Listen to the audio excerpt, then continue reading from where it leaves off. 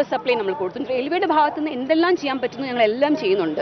യഥാർത്ഥത്തിൽ ഇവിടെ പ്രശ്നം മാലിന്യം മാറ്റേണ്ടത് ആരാണ് എന്നുള്ളതല്ല.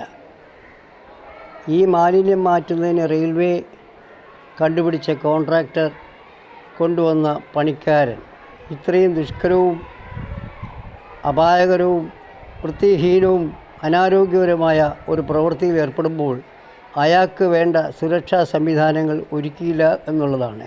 കേരള സർക്കാരോ സംഭവം അറിഞ്ഞ അന്ന് തൊട്ട് തന്നെ തികഞ്ഞ ശുഷ്കാന്തിയോടുകൂടി ആത്മാർത്ഥതയോടുകൂടി വേണ്ടതെല്ലാം ചെയ്തു കൊടുക്കുന്നു. ഇപ്പോൾ അവസാനമായി 15 ലക്ഷം രൂപ ജോയിയുടെ കുടുംബത്തിന് നൽകുകയും ചെയ്തു. യഥാർത്ഥത്തിൽ തൊഴിൽ നിയമങ്ങളുടെ ലംഘനമാണ് റെയിൽവേ നടത്തിയിട്ടുള്ളത്. കേരള സർക്കാർ ലേബർ ഡിപ്പാർട്ട്മെൻറ്റിനെ കൊണ്ട് ഈ തൊഴിൽ ലംഘനത്തിന് കേസെടുക്കുകയാണ്, പ്രോസിക്യൂട്ട് ചെയ്യുകയാണ് വേണ്ടത്.